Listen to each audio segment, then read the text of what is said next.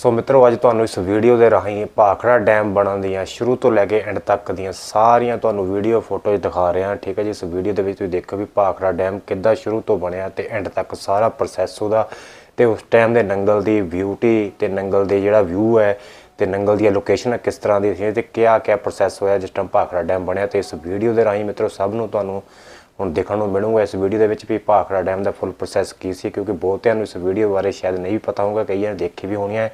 सो जिन्होंने नहीं देखिया तो मित्रों वीडियो को ਵੱਧ ਤੋਂ ਵੱਧ शेयर करो तो होर लोगों तक भी पुछ सके भी उस टाइम भाखड़ा डैम बनने वास्ते कित्थों कित्थों जोड़े है भी बाहर दी कंट्रियां तो लोग आए थे, किहड़ी मशीनां ते फुल प्रोसैस कंस्ट्रक्शन का भी सारा ही मित्रों ये दस्या गया वीडियो के पूरी भाखड़ा डैम की जी बायोग्राफी जी है पूरी जी इस वीडियो के कवर की गई है। तो आ जाओ मित्रों तुसीं देखते हैं इस वीडियो के तुहानू भी इंटरस्टिंग लगूगी मित्रों, बहुत वधिया वीडियो है तो इनू वध तो वध शेयर ते लाइक जरूर करियो। ठीक है जी, आ जाओ फिर।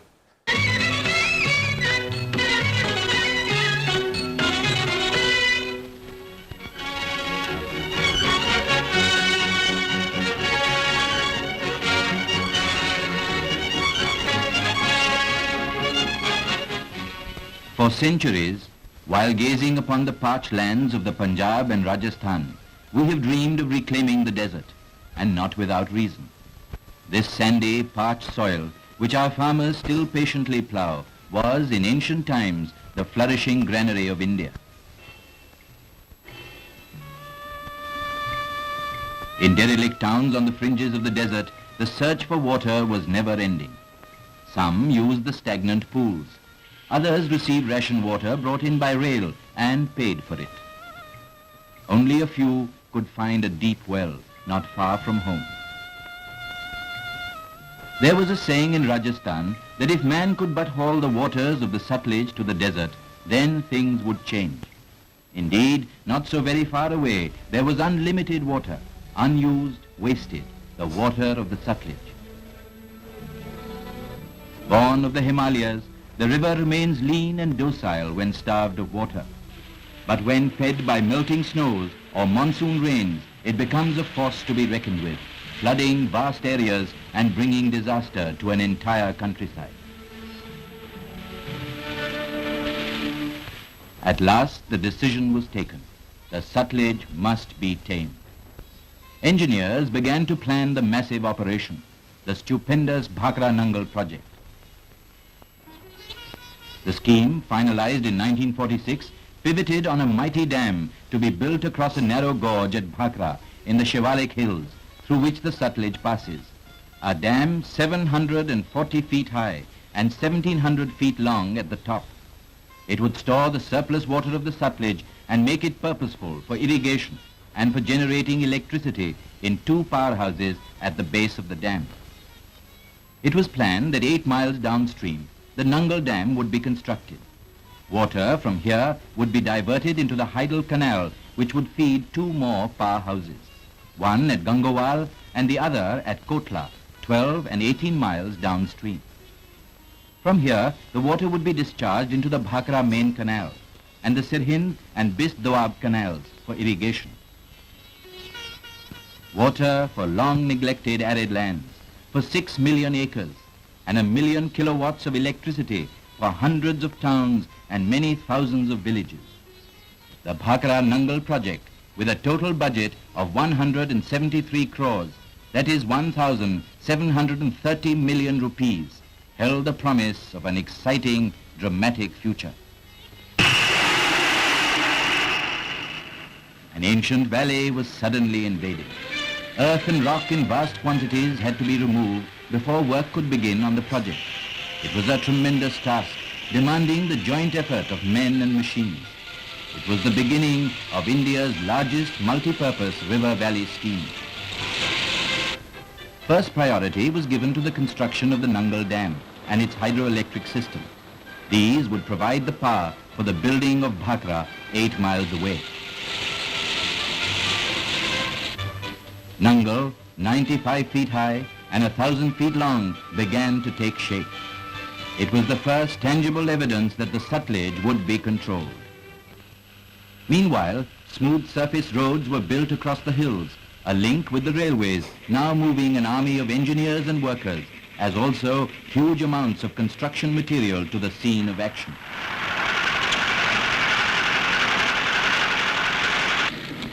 From the quarries at the foothills, by conveyor belt, vast quantities of sand and gravel began a non-stop 4-mile journey to the Bhakra Dam site. Work had started on the foundations of the world's highest dam, reaching a maximum depth of 200 feet below the river level, more than 1/4 of its total height of 740 feet. The Sutlej running through the gorge had been diverted by means of two 50-foot wide and half-a-mile-long tunnels, ingeniously bored into the sides of the cliffs, so that the river would, for the time being, leave the central dam site free for construction. Now trains were moving into Nangal station regularly. The village had become a giant service camp, housing many thousands of workers. There were residential and office buildings, room for the construction staff, quarters for the workers, as also other facilities which go to make a thriving township, with hospitals, schools, nurseries, women's welfare centers.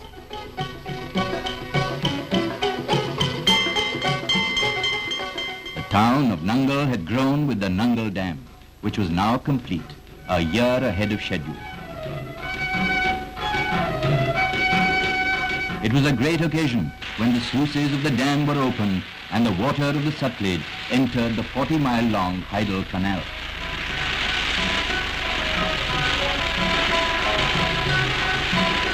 On this day, farmers and their families came to bless the waters that would give new life to their fields. Water for irrigating 2 million acres, and water to turn the turbines at the Ganguwal and Kotla power stations, which would feed electric power to 70 towns and 1,000 villages in the Punjab. Side by side with this first achievement, the drama of building the great dam at Bhakra went on unabated. An elaborate construction plant had been set up at Bhakra, the first of its kind in Asia, for concrete formation. It was designed and fabricated by Indian engineers, assisted by a few foreign experts, and was entirely automatic in its process.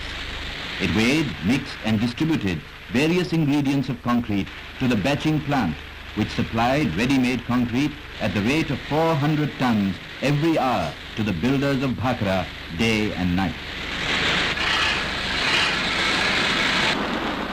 As the giant dam rises, workers begin pumping cement under heavy pressure into the surrounding rock. It is called grouting, and eliminates the possibility of voids being left between the rock and the concrete lining of the dam. To the people of these parts who flock to the dam site, Bhakra is a modern miracle in the sense that it represents the hopes and aspirations of the entire country. Of course, there are those who are busy explaining to the people the special features of the construction.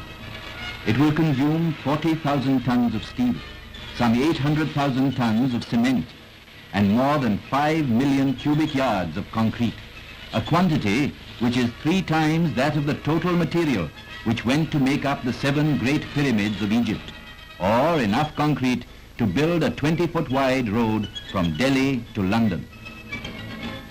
Seldom has man built on such a scale. Farmers and their families are lost in wonder. Yes, they used to dream about hauling the waters of the Sutlej to the desert. Well, now it's no longer a dream. Within a few years, water from this man-made mountain will reach them.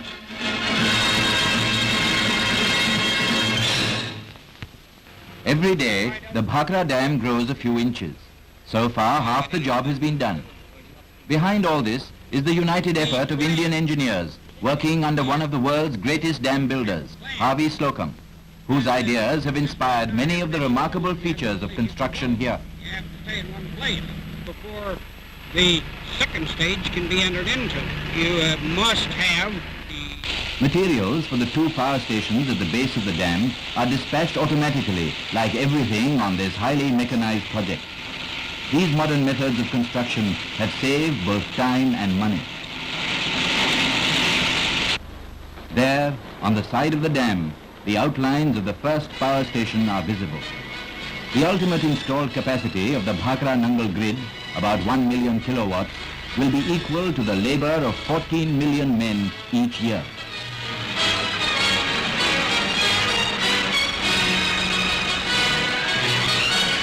No films, no photographs can capture the thrill of a visit to this colossal project. It is, as Prime Minister Nehru has said, something which shakes you up when you see it.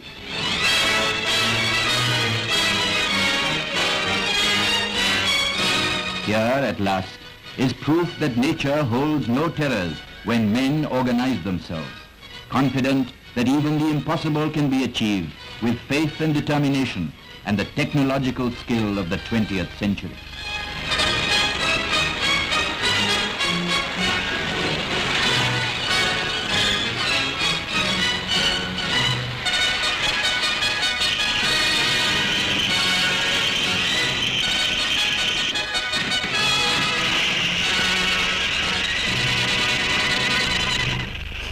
Cars fitted with giant buckets of concrete move up and down and across the top of the dam.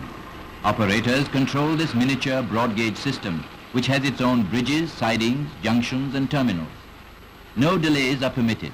The dam, like a hungry colossus, consumes concrete round the clock.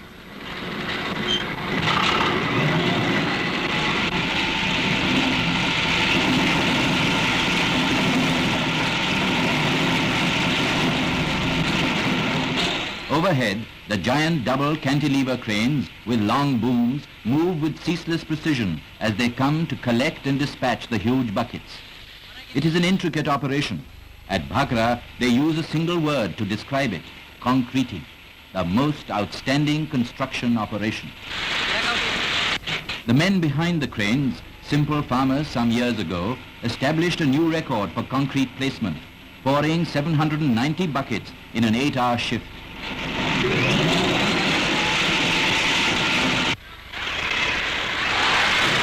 By the time the dam is completed in 1960, it is estimated that it will consume approximately 5 million cubic yards of concrete, costing 180 million rupees, and will perhaps rank as the tallest in the world.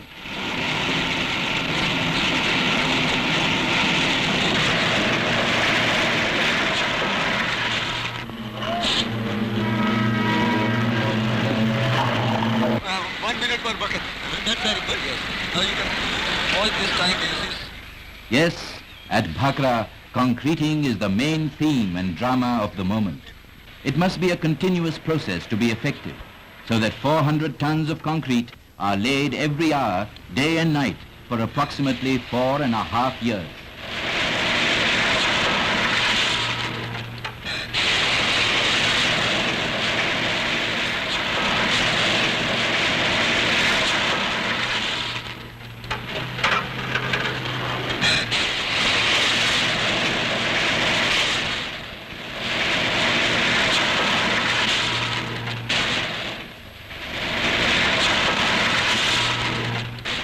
Buckets come in one by one and are unloaded exactly where the concrete is needed. Then the vibrators take over to settle the concrete.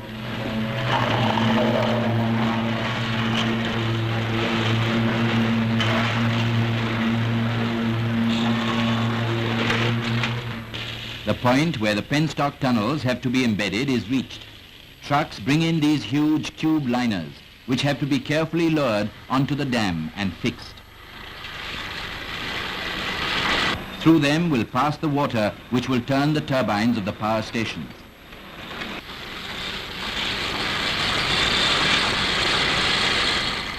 Every second is a breathless one at Bhakra. Every minute and every hour a challenge to man. Inch by inch the dam grows, becoming thinner and wider as it rises. In the central portion of the dam, a spillway of 4 bays controlled by gates is provided. Irrigation outlets will control the release of the stored water of Govind Sagar, the artificial reservoir formed by the dam, which will cover 60 square miles. 66 small towns and villages will be submerged, and 30,000 people will have to be resettled elsewhere. This sleepy village of Bhakra will perish too in the waters of the Gobind Sagar to give birth to a newer and bigger Bhakra which will sustain tens of thousands of villages in North India.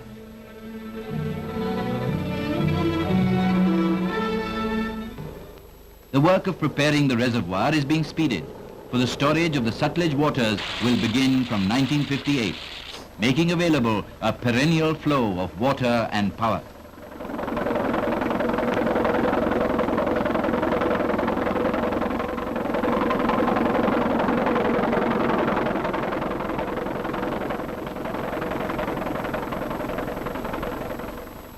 At various locations in the dam, inspection galleries have been provided to locate any weakness that may develop in the structure. Instruments have also been placed at strategic points to measure stress and strain. Bhakra will have many lessons for the dam builders of tomorrow. Now, sirens announce the end of a working shift in the valley. Men emerge from every corner of this vast project and make for home while another shift is taking over.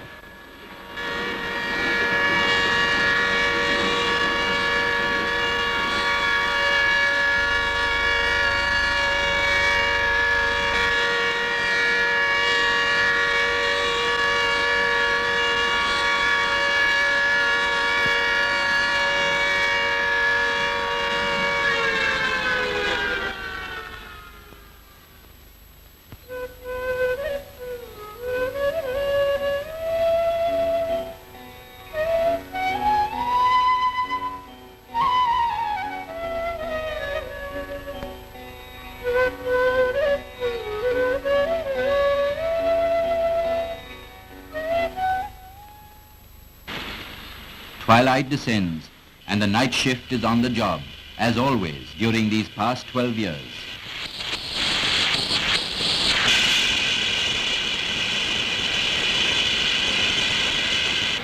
After dark, the lights of the great dam are switched on, glowing like stars. Work never ceases, right through the night until dawn, and then on to another day.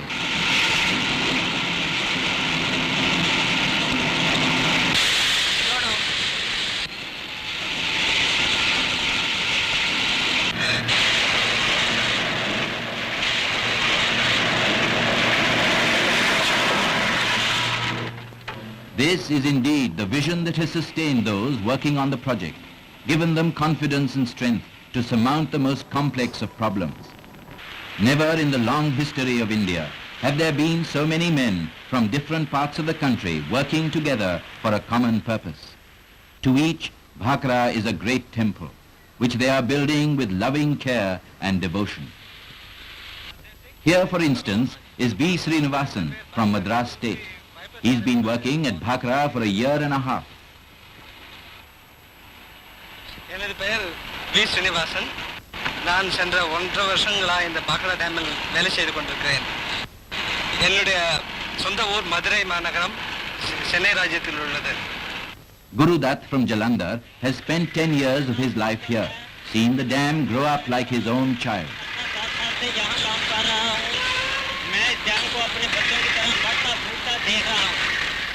From Bombay comes Murlidhar Shinde. He says he is most happy to be working on India's biggest project.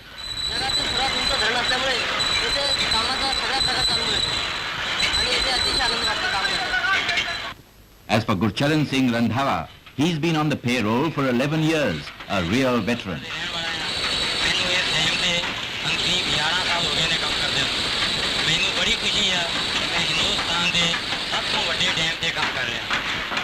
Chunilal Ganguly hails from distant Calcutta.